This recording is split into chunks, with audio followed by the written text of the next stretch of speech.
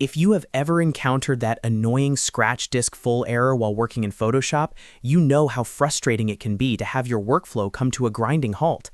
In today's video, I am going to show you exactly how to change your scratch disk location in Photoshop to keep your creative projects running smoothly.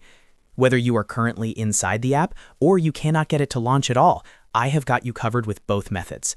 If this video helps you get back to work faster, please make sure to hit that like button and subscribe to the channel for more essential software tips. Let us dive into the first method. If you can open Photoshop, head over to the top menu, click on Edit, and move all the way down to find Preferences. From there, select Scratch Disks. A window will pop up showing you all the drives currently available on your computer, such as your C drive or D drive. You'll see check marks next to them. Simply check the drive you want to use as your primary scratch disk and uncheck the ones you do not want. Now, here's a professional tip. Always choose a drive with plenty of free space.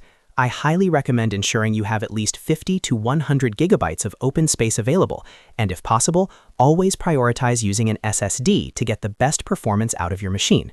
Once you've made your selection, click OK. You'll need to restart Photoshop for these changes to take full effect.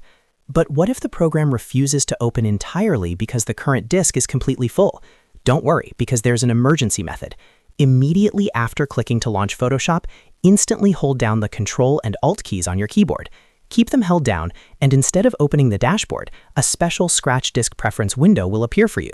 This allows you to toggle to a different drive that has enough storage space to handle your temporary files.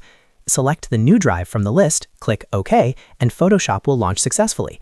This is a lifesaver when you are in the middle of a big project with a looming deadline. Remember, keeping your scratch disk location optimized is one of the easiest ways to prevent system lag and errors in Adobe software.